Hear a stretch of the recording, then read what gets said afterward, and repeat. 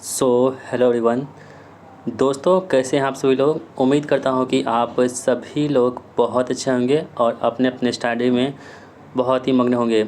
दोस्तों, जैसा कि आप सबको पता है कि हमारे चैनल पे आपको सभी बुक के प्रैक्टिस सेट अपलोड होते हैं।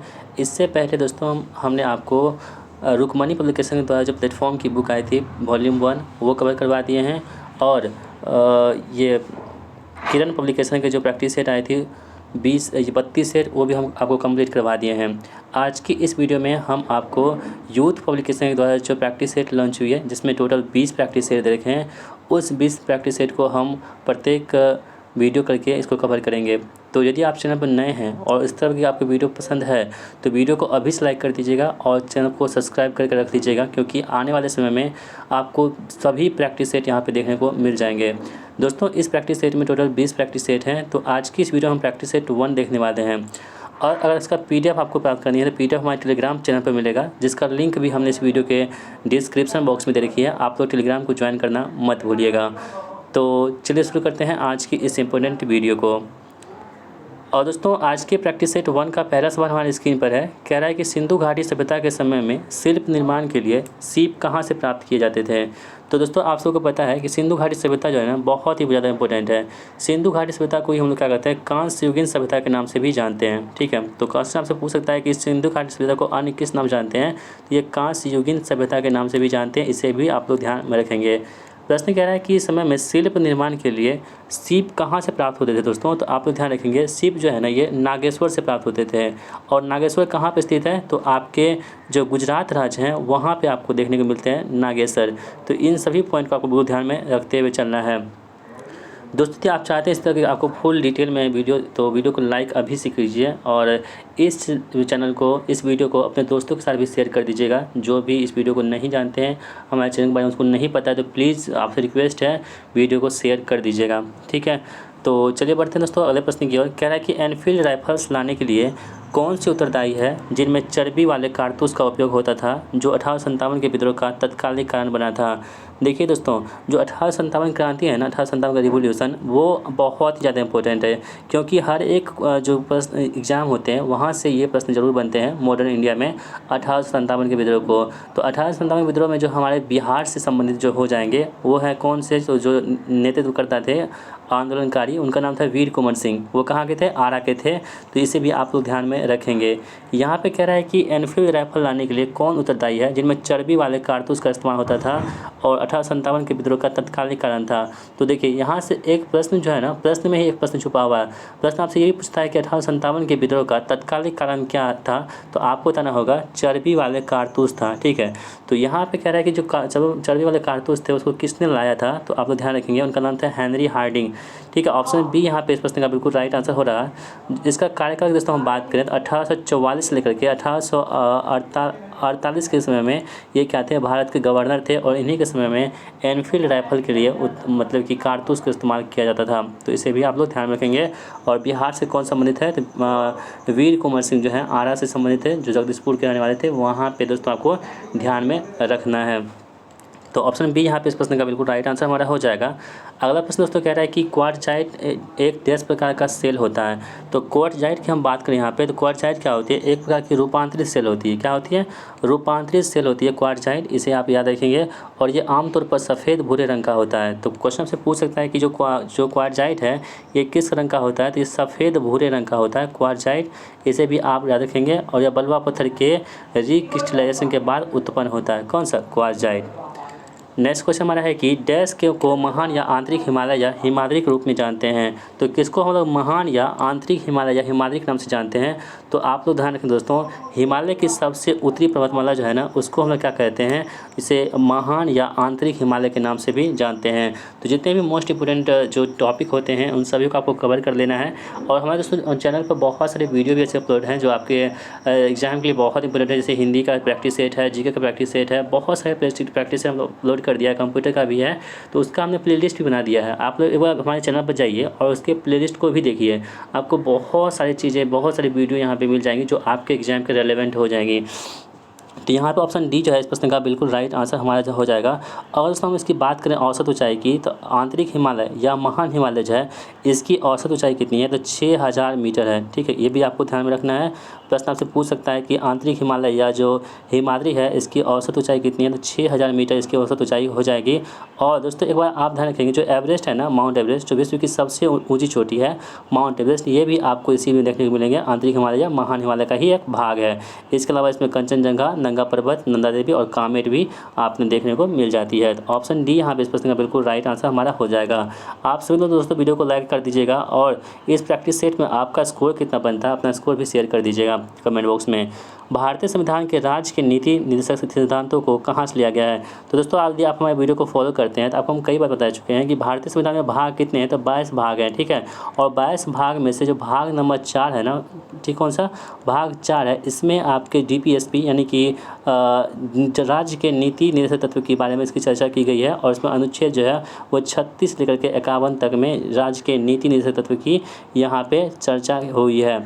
अब दोस्तों यहाँ पे प्रश्न क्या रहा है कि ये जो राज्य के नीति निर्देशक तत्व है यानी कि DPSP ये कहाँ से लिया गया है, तो ये आपके आयरलैंड के संविधान से लिया गया है, हमारे देश के संविधान में। तो इसे भी आप बिल्कुल ध्यान में रखेंगे, आयरलैंड इस प्रश्न का बिल्कुल सही जवाब होगा। अमेरिका के संविधान की दोस्तों हम बात करें तो मौलिक अधिकार जो है ना, ये आपके कहाँ से लिए गए, फंडामेंटल जो राइट्स हैं, मौलिक अधिकार, ये आपके अमेरिका के संविधान से लिए गए हैं। इसे भी आप लोग ध्यान में रखेंगे। तो फिलहाल के लिए ऑप्शन बी यहाँ पे इस प्रश्न का राइट आंसर हमारा हो रहा है।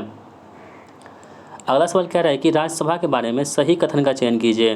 देखिए आप सबको पता है कि हमारे देश में संसद है, ठीक है, और संसद में जो है ना 2 सदन है। एक कौन सा है, एक हमारा सदन है कौन सा, लोकसभा, और एक होता है कौन सा, राज्यसभा। देखिए लोकसभा जो होती है ना वो अस्थायी होती है, यानी कि परमानेंट नहीं होती है। ठीक है, और जो राज्यसभा होती है ये क्या होती है, अस्थायी होती है, यानी कि ये परमानेंट होती है।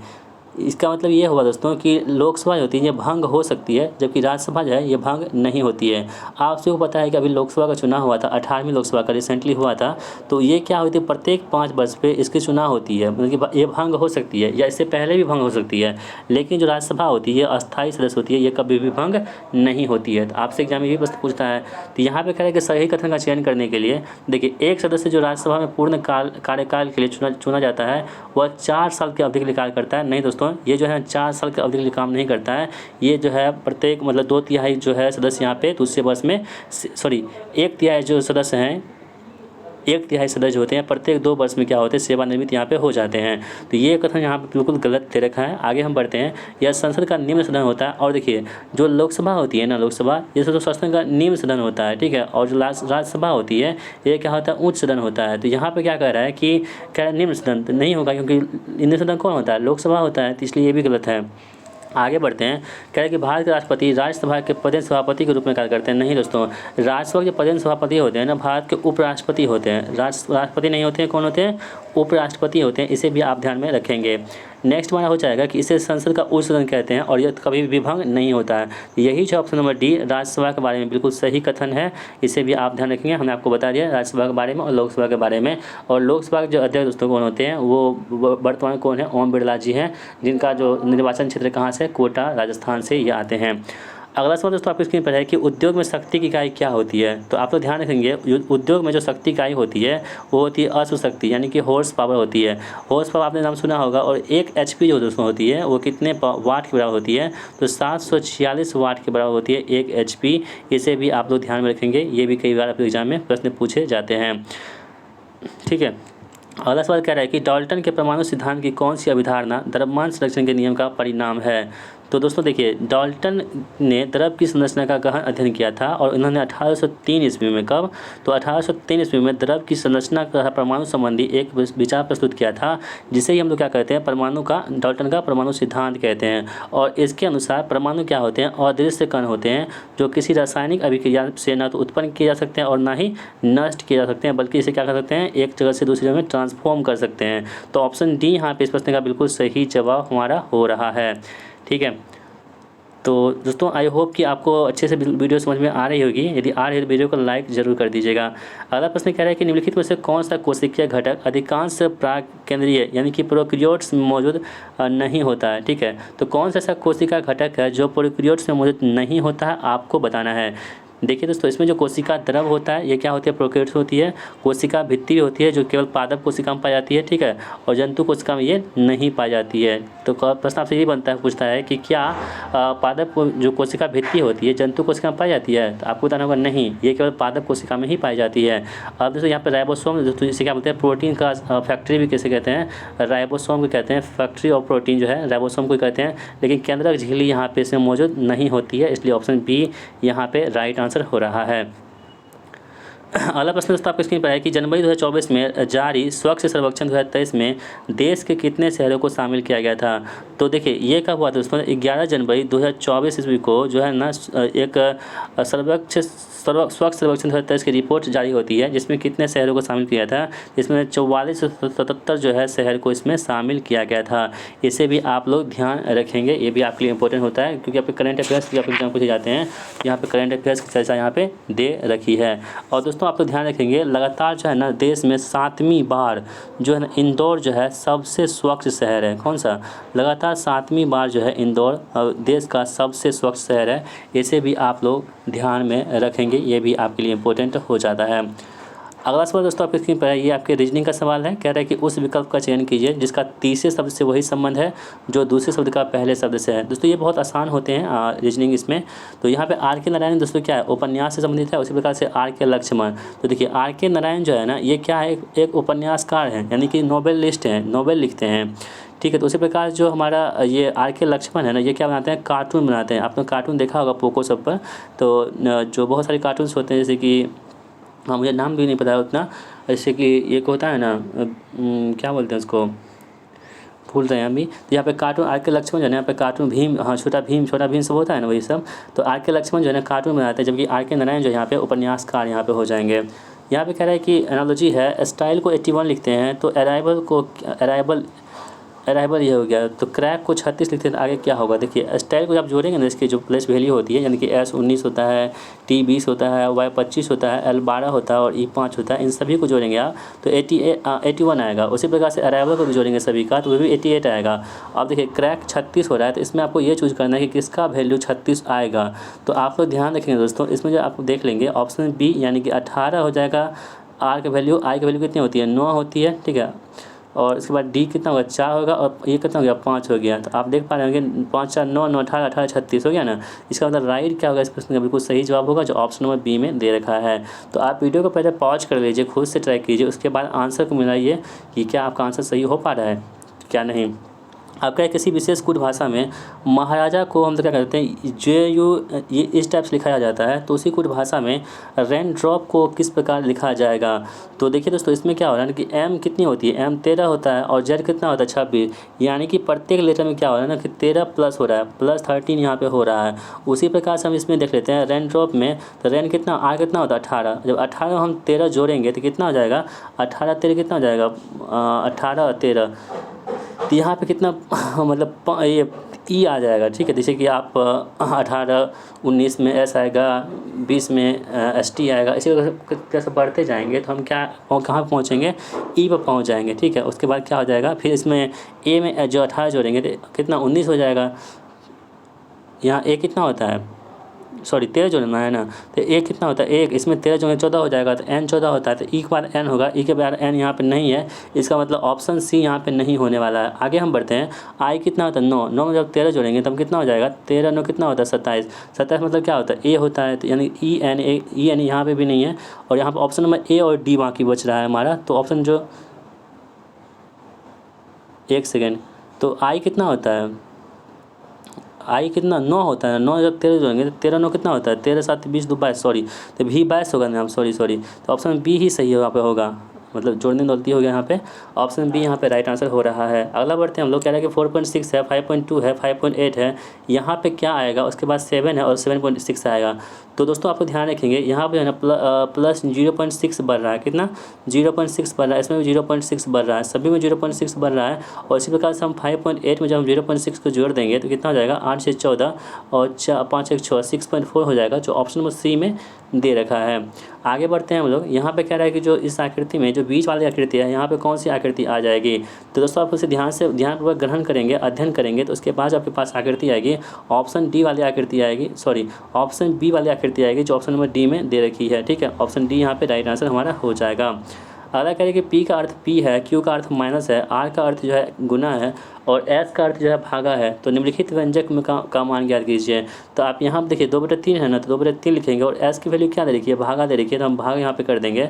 उसके बाद 1/3 लिखेंगे और क्यू की वैल्यू दोस्तों कितनी हमारे पास है, तो क्यू की वैल्यू जो है माइनस दे रखी है और 7 हो जाएगा यहाँ पे। और पी की वैल्यू हमारे पास कितनी है, तो पी की वैल्यू जो है हमारे पास प्लस में दे रखी है, तो पी हम क्या करेंगे प्लस कर देंगे।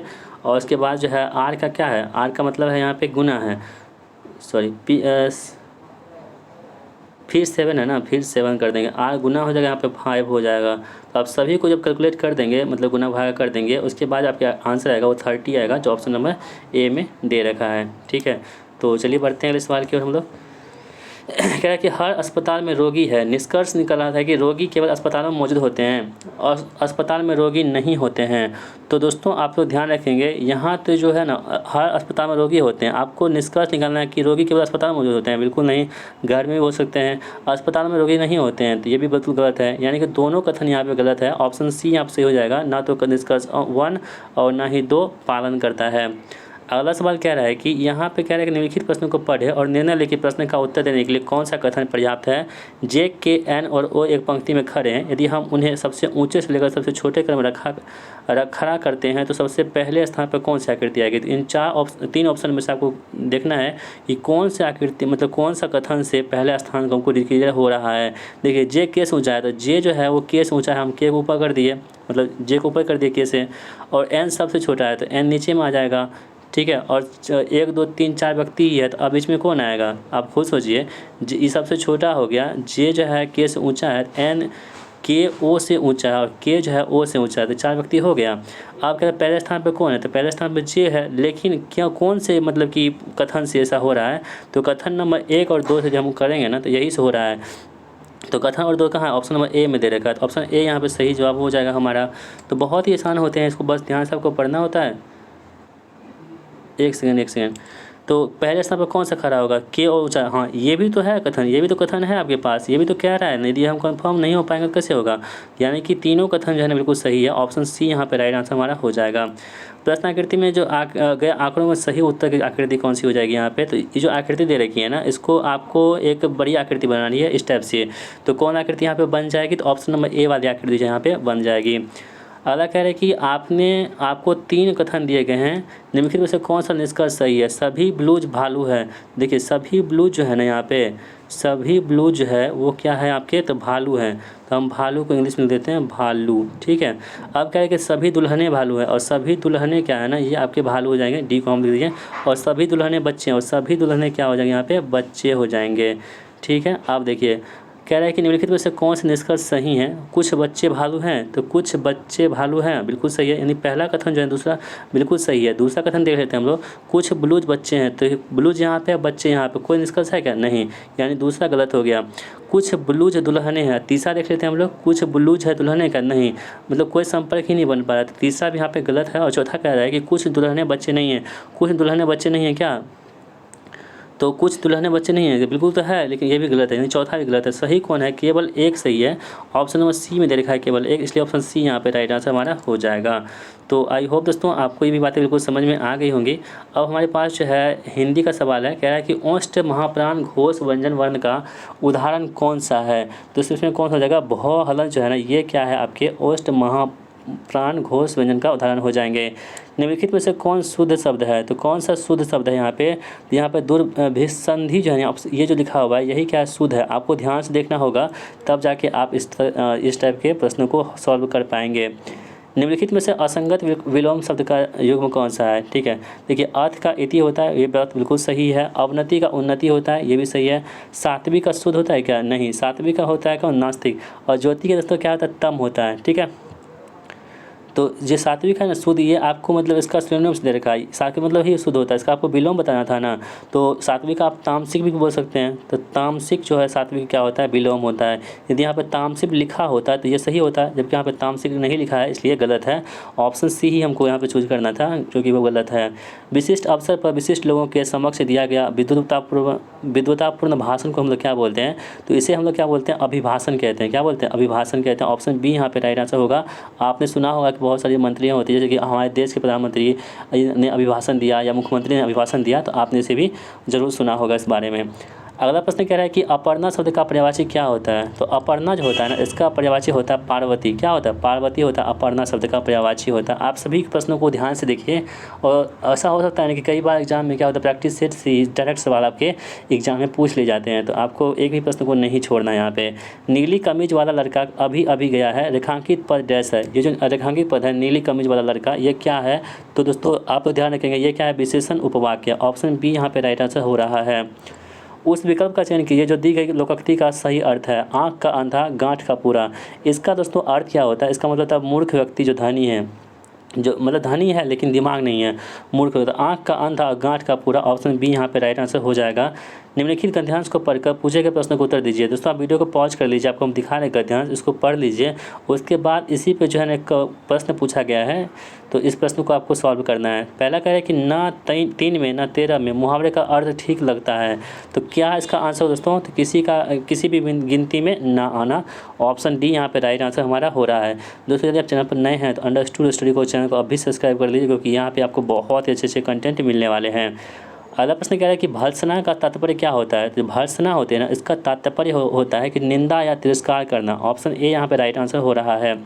लेखक की परेशानी का क्या कारण था, इसको आप ध्यान से पढ़ेंगे तो आपको स्पष्ट होगा कि लेखक का जो परेशानी का कारण था, ये ऑप्शन नंबर 1 था। लेखक उनके जैसे साहित्यकारों को भविष्य कभी भी क्षमा नहीं करेगा, जैसे भीष्म को आज तक क्षमा नहीं किया गया। ऑप्शन ए यहाँ पे पढ़ने के बाद आपको निकल के आ जाएगा।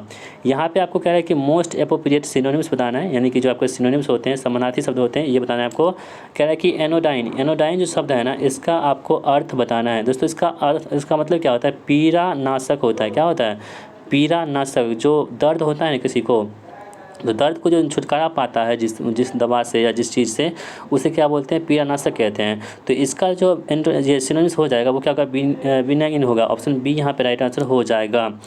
अगला प्रश्न कह रहा है कि यहाँ पे सिनोनिम्स बताना है फिर से। एग्जा ठीक है, एग्जा सेपरेट का यहाँ पे आपको सिनोनिम्स फिर से बताना है। तो इसका राइट आंसर क्या होगा, ऑप्शन नंबर सी। इसका मतलब क्या होता है, क्रोधित होता है।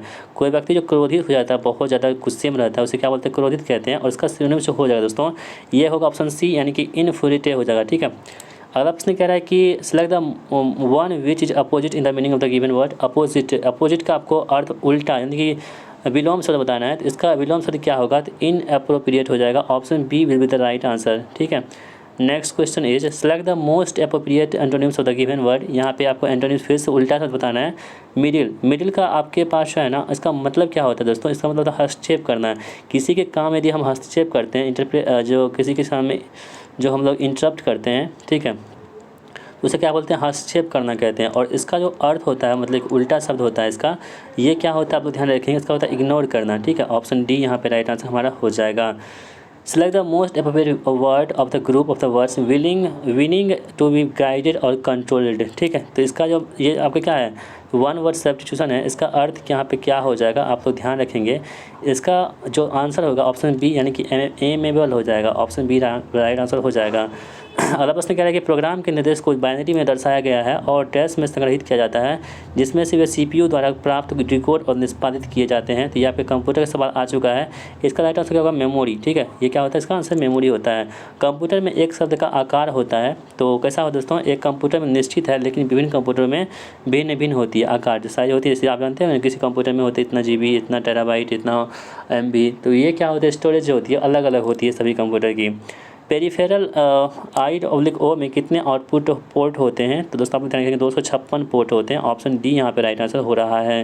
अगला सवाल कह रहा है कि एक इलेक्ट्रॉनिक डिजिटल प्रोग्राम योग कंप्यूटिंग डिवाइस जिसका उपयोग द्वितीय विश्व युद्ध के दौरान जर्मन गुडलेग को पढ़ने के लिए किया गया था, उसे क्या कहते हैं हम लोग? उसे दोस्तों क्या कहते हैं?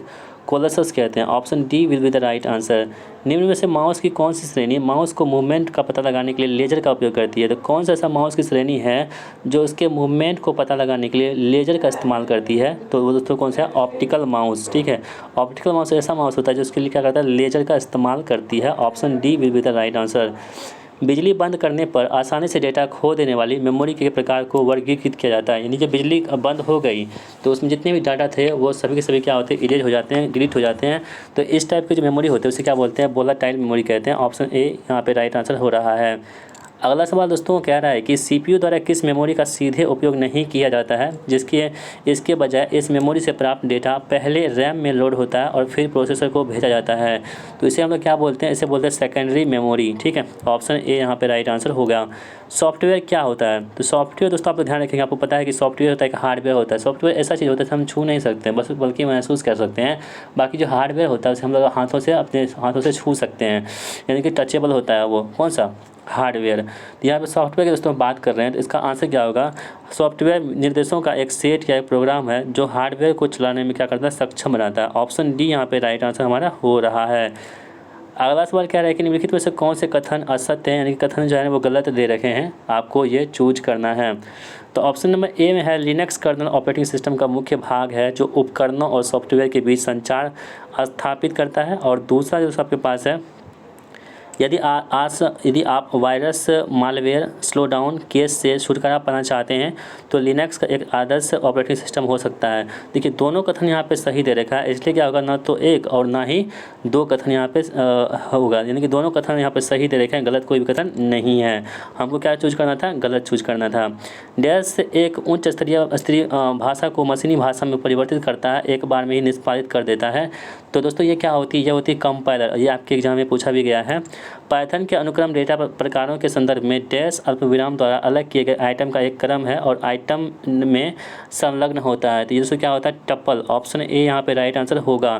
कंप्यूटर विज्ञान में आमतौर पर इस्तेमाल किया जाने वाला संक्षिप्त नाम SQL क्या होता है? तो SQL जो है दोस्तों ये संक्षिप्त नाम है। इसका मतलब क्या होता है? इसका मतलब structure query language. Option c यहाँ पे दे रखा है, SQL का मतलब होता है। निम्नलिखित में से कौन सा रजिस्टर डेटा के भंडारण के लिए उपयोग किया जाता है या CPU में आ रहा है या डेटा CPU द्वारा स्थानांतरित किया जा रहा है? तो आप ध्यान रखिए, इसका मतलब होता है memory buffer register. Option b यहाँ पे राइट आंसर होगा। अगला सवाल दोस्तों आपकी स्क्रीन पर है, कह रहा है कि माइक्रोसॉफ्ट वर्ड दस्तावेज के संबंध में निम्नलिखित में से कौन सा कथन यहाँ पे गलत दे रखा है?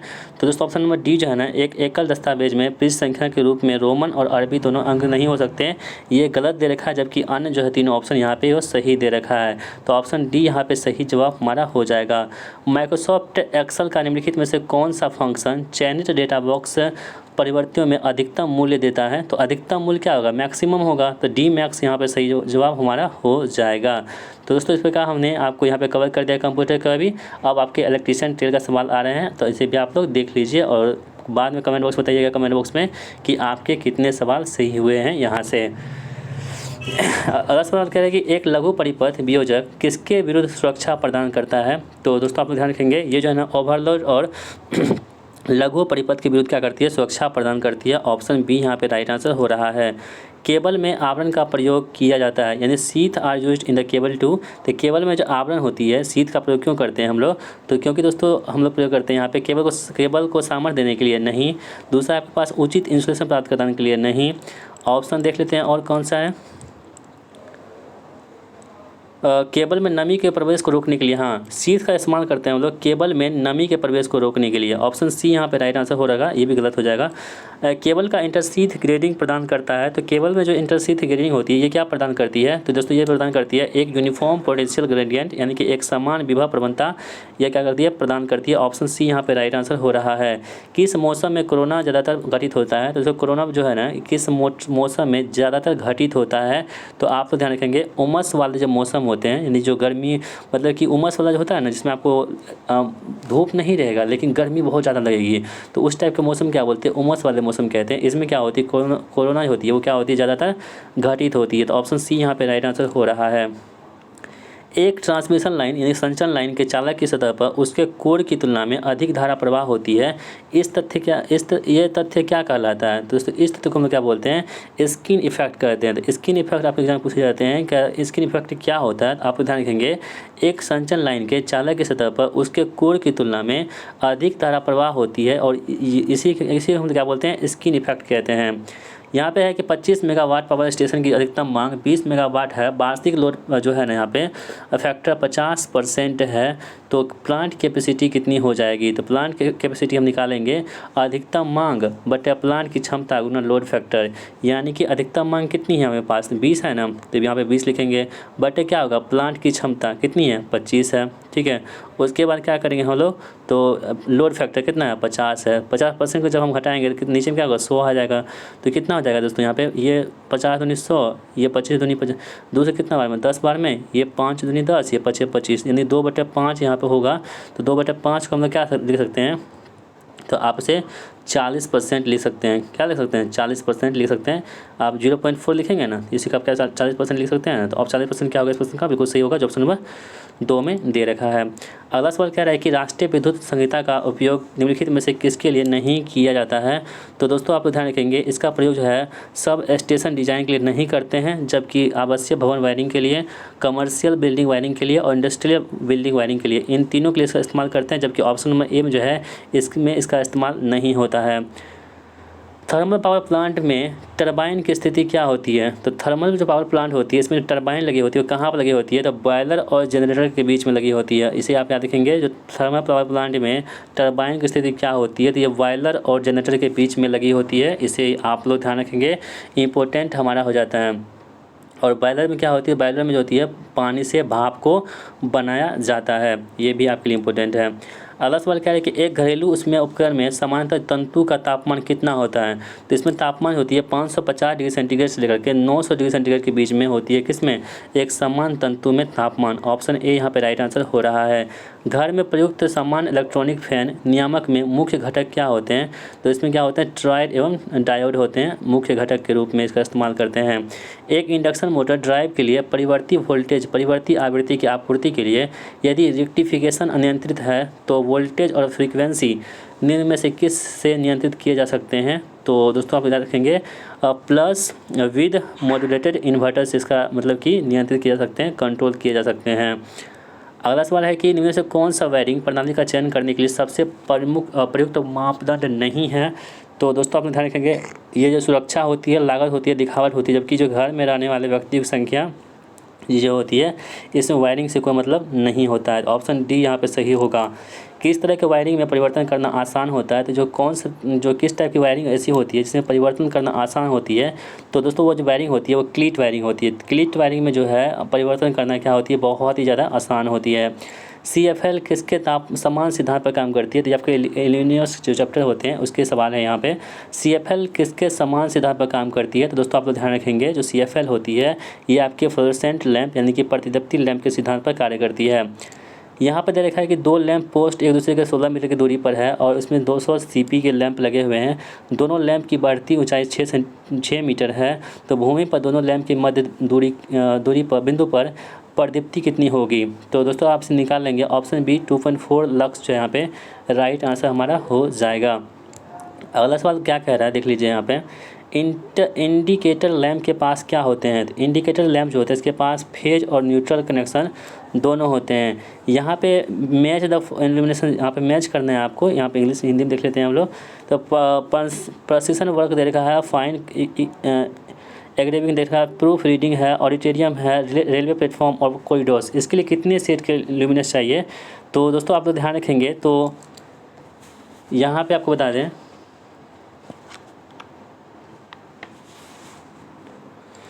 जो ऑप्शन बी है ना, 1 का बी हो जाएगा, 2 का ई होगा, 3 का डी, 4 का सी, 5 का ए, ये आपका आंसर होगा। आप लोग से मैच कर लीजिएगा। अगला सवाल कह रहा है कि किसी भी सतह पर एक बिंदु पर रोशनी सतह और प्रकाश स्रोत के बीच की दूरी के वर्ग के क्या होते हैं? तो इसके दूरी के वर्ग क्या होते हैं? व्युत्क्रमानुपाती होते हैं, यानी कि इन्वर्सली प्रोपोर्शनल होते हैं। एक ध्रुव के तहत कई स्लॉट्स में वितरित EMF के वेक्टर योग तथा प्रेरित EMF के अंकगणितीय योग का अनुपात क्या होता है? इसका अनुपात होता है डिस्ट्रीब्यूशन फैक्टर इसे कहते हैं। एक 10 ध्रुव मोटर का ध्रुव 2 पिच है तो स्लॉट की संख्या कितनी हो जाएगी? तो आपको निकालना है यहाँ पे किसकी संख्या? स्लॉट की संख्या निकालनी है। तो पोल पिच बराबर क्या होती है? स्लॉट की संख्या बटे पोल की संख्या। तो पोल पिच आपके पास कितनी दे रखी है? 2, यानी ध्रुव पिच कितनी दे रखी है? 2 दे रखी है। तो स्लॉट की संख्या आपको निकालनी है, तो आप मान लीजिए x और ध्रुव कितना है 10, तो x बराबर कितना हो जाएगा? 10 दूनी 20, तो 20 यहाँ पर सही जवाब हो जाएगा। अगला सवाल देख लेते क्या कह रहा है कि छोटे ट्रांसफार्मर की वाइंडिंग में अंतःपर्त चालक डैश होता है। तो अंतःपर्त चालक जो होती है दोस्तों, इसमें क्या होती है? लेथेरॉइड कागज होती है, ठीक है। लेप वाइंडिंग में समानांतर तथा पथों की संख्या हमेशा ध्रुवों की संख्या की क्या होती है? तो लेप वाइंडिंग में समानांतर पथों की संख्या होती है हमेशा ध्रुवों की संख्या के क्या होती है? के समान होती है, ठीक है। सॉफ्ट लोड को अव्यवस्थित किए बिना निम्नलिखित विकल्प में से किसके द्वारा एक सिंक्रोनस मोटर के पावर फैक्टर को बदला जा सकता है? तो दोस्तों क्षेत्र उत्तेजन को बदलकर इसके जो है ना, मतलब कि सिंक्रोनस को पावर फैक्टर को हम लोग चेंज कर सकते हैं। यहाँ पे आपके पास सवाल दे रखे हैं और आप इसे सॉल्व कर लेंगे और सॉल्व करने में आपके पास आंसर आएगा 960√3/π इसका आंसर आने वाला है। अगला सवाल क्या है कि एक 8 पोल प्रत्यावर्तक 375 आरपीएम पर घूम रहा है। यदि पोलों की संख्या दोगुनी कर दी जाए तो नवीन आवृत्ति कितनी हो जाएगी? तो ये भी बहुत ही आसान सवाल है, आप लोग इसे बना लेंगे। ऑप्शन डी यहाँ पे 50 हर्ट्ज है, जिसमें राइट आंसर होगा। एक सिंक्रोनस मोटर में बलाघूर्ण कोण टॉर्क एंगल को कैसे परिभाषित किया जाता है? तो पहले वीडियो को पॉज कीजिए, आप खुद से इसमें ट्राई कीजिए इसका आंसर क्या होगा। आपको हम बताते हैं, ऑप्शन नंबर सी यहाँ पे इस प्रश्न का राइट आंसर होगा, ठीक है। तो वीडियो को पहले पॉज कीजिए, आप खुद से ट्राई कीजिए, उसके बाद जो है ना इसको आंसर को मैच करते चलिए। कह रहे हैं कि प्रत्यावर्ती अल्टरनेटर की दक्षता इसकी डैश के बढ़ने पर हमेशा बढ़ती है। तो जो अल्टरनेटर होती है ना, इसकी दक्षता होती है हमेशा शक्ति के बढ़ने पर क्या होती है? बढ़ जाती है। ऑप्शन बी यहाँ पे राइट आंसर हमारा हो जाएगा। 4 पोल 1800 आरपीएम प्रत्यावर्तक की आवृत्ति कितनी होती है? तो बहुत ही आसान प्रश्न दोस्तों। एन एस बराबर क्या होता है? एन एस बराबर 120 F/P होता है। इससे जो है फॉर्मूला आप लगा देंगे इसे, तो आपके पास जो है एन एस कितना आपके पास हो जाएगा? एन एस आपके पास कितनी दे रखी है? 1800 दे रखी है, ठीक है। तो दोस्तों इसे आप निकालेंगे तो फ्रीक्वेंसी जो आपके पास आएगा 60 हर्ट्ज है, इसका आंसर होगा। इस फॉर्मूला आप पुट कर देंगे तो आपका आंसर निकल के आ जाएगा। निम्नलिखित में से प्रतिकर्षण मोटर की कमी नहीं है, तो किस में कमी नहीं होती है प्रतिकर्षण मोटर की? तो उच्च पावर फैक्टर में क्या होती है? इसकी कमी नहीं है। दिया गया चित्र दर्शाता है, ये जो आपके पास चित्र दे रखे हैं ये क्या दर्शा रहा है? तो दोस्तों आप लोग ध्यान रखेंगे, जो चित्र है ना आपके पास, ये प्रतिकर्षण मोटर यानी कि रिपल्सन मोटर को दर्शा रहा है। अगला सवाल कह रहा है कि विच घरेलू मिक्सर में किस प्रकार की विद्युत मोटर का इस्तेमाल होता है? दोस्तों आप लोग ध्यान रखेंगे, घरेलू मिक्सर होती है इसमें यूनिवर्सल मोटर का इस्तेमाल होती है। स्प्लिट केज इंडक्शन मोटर के स्टेटर में 2 समानांतर वाइंडिंग्स प्रदान की जाती है जो एक दूसरे से कितनी कोणीय दूरी पर स्थित होती है? तो ये कितनी होती है? 90 स्पेस में 90 इलेक्ट्रिकल डिग्री से क्या होती है? कोणीय दूरी पर स्थित होती है। अगला सवाल आपकी स्क्रीन पर है कि एक वेरिएबल रिएक्टेंस मोटर में प्रत्येक 4 पोल के साथ 10 दांत है। यदि रोटर में 80 दांत है तो स्टेप कोण कितना होगा? इसका स्टेप कोण जो है 4.5 डिग्री यहाँ पे हो जाएगा। 3 फेज प्रेरण मोटर की स्लिप प्रतिष्ठा कितनी होती है? तो इसकी स्लिप प्रतिष्ठा होती है ऑप्शन ए NS-N/NS गुना 100 होती है। ऑप्शन ए यहाँ पे राइट आंसर होगा। अगला सवाल दोस्तों आपकी स्क्रीन पर है, कौन सा सही है? यहाँ पे कथन 1 और कथन 2 दे रखा है, आप इसे पढ़ लीजिए, वीडियो को पॉज कीजिए और उसके बाद इसका आंसर देखिए। इसका आंसर क्या होगा? ऑप्शन डी, केवल एक कथन यहाँ पे सही हो जाएंगे, बाकी सभी कथन यहाँ पे गलत हो जाएंगे। यहाँ पे दोस्तों आपके पास सवाल है 86 का और इसमें आपको बताना है कौन एक 3 फेज इंडक्शन मोटर में क्या होती है दोस्तों? तो एक 3 फेज इंडक्शन में यहाँ पे 4 ऑप्शन आप लोग पढ़िए और इसमें से क्या कह रहा है कि कौन सा यहाँ पे कथन सही है? तो ऑप्शन नंबर जो 2 है ना, यहाँ पे ये सही है। 1 2 4 5 ओनली, यानी 1 कथन 2 कथन 4 कथन और 5 कथन, ये कथन जहाँ पे सही दे रखे हैं, बाकी सभी कथन यहाँ पे गलत दे रखे हैं। मान लीजिए कि 4 पोल है 50 हर्ट्ज 3 फेज प्रेरण मोटर 1425 आरपीएम पर चल रही है। इस मोटर में रोटर धारा की आवृत्ति कितनी होगी? तो इसे भी आप निकाल ही लीजिएगा। ऑप्शन सी 2.5 हर्ट्ज यहाँ पे आंसर हो जाएगा। ट्रांसफार्मर की कोर के निर्माण के लिए सबसे उपयुक्त सामग्री क्या होती है? तो आप ध्यान रखेंगे, ये होती है cold rolled grain oriented steel होती है।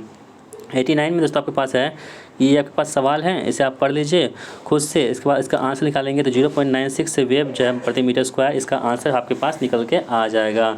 दोस्तों बढ़ते हैं अगले सवाल की ओर और अगला सवाल आपकी स्क्रीन पर है। कह रहा है कि डैश दोष होने पर एक अलार्म देता है और तेल में डूबे हुए ट्रांसफार्मर में स्थापित किया जाता है। तो दोस्तों आप ध्यान रखेंगे, इसे बोलते हैं बुखोज रिले कहते हैं, ठीक है।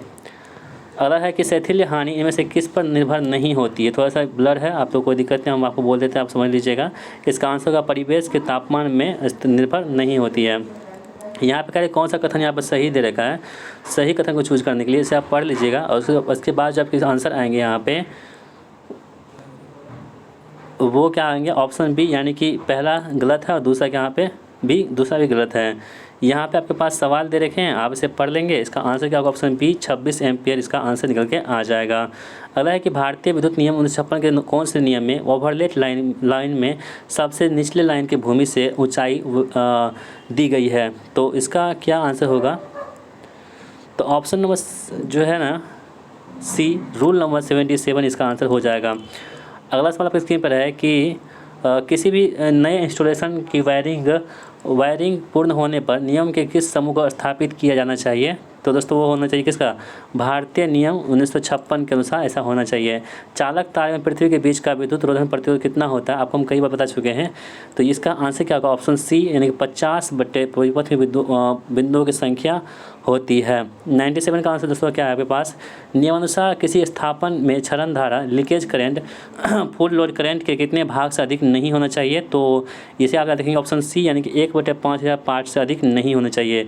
पीपीई का अर्थ क्या होता है, तो पीपीई जो है इसका अर्थ होता है पर्सनल प्रोटेक्टिव इक्विपमेंट होता है। 99 है उच्च वियोजन क्षमता, एचबीसी वाले फ्यूज बहुत तेज प्रतिक्रिया करते हैं और प्रारंभिक स्टार्टिंग सर्ग और एक अधिक भार के बीच क्या कर सकते हैं। तो आप ध्यान रखिएगा ऑप्शन तेज़ी से, यानी कि फ्यूज बहुत तेज़ी से प्रतिक्रिया करते हैं, यहाँ पे तेज़ी से हो जाएगा। और एक अधिकार के बीच जो है वो भेद कर सकते हैं, यहाँ पे भेद लिखा जाएगा तब जाके ये सही हो जाएगा। और दोस्तों आज के इस वीडियो का लास्ट प्रश्न हमारा है कि परिपथ को डैश से सुरक्षित रखने के लिए ELCB का इस्तेमाल करते हैं। इसका आंसर आप हमें बताएंगे कहाँ पे, कमेंट बॉक्स में। जो भी फ्रेंड्स यहाँ पे इस वीडियो को यहाँ तक देखें, जो भी स्टूडेंट, तो उनसे आप रिक्वेस्ट करते हैं इसका आंसर आप लोग कहाँ देंगे, कमेंट बॉक्स में, ठीक है। तो आई होप कि आपको वीडियो बहुत ही पसंद आई होगी। दोस्तों वीडियो बनाने में बहुत मेहनत लगती है, करीब से करीब आपके पास 40 मिनट का वीडियो बन चुका है, तो बहुत मेहनत से हम वीडियो बनाते हैं। तो प्लीज़ वीडियो को लाइक कीजिएगा, इस वीडियो को अपने दोस्तों के साथ भी शेयर कर दीजिएगा। और इसका आंसर आपको इस प्रश्न का, यानी कि 100 नंबर के प्रश्न का आंसर आपको कमेंट बॉक्स में देना है। तो चलिए मिलते हैं नेक्स्ट प्रैक्टिस सेट में, तब तक के लिए जय हिंद, वंदे मातरम।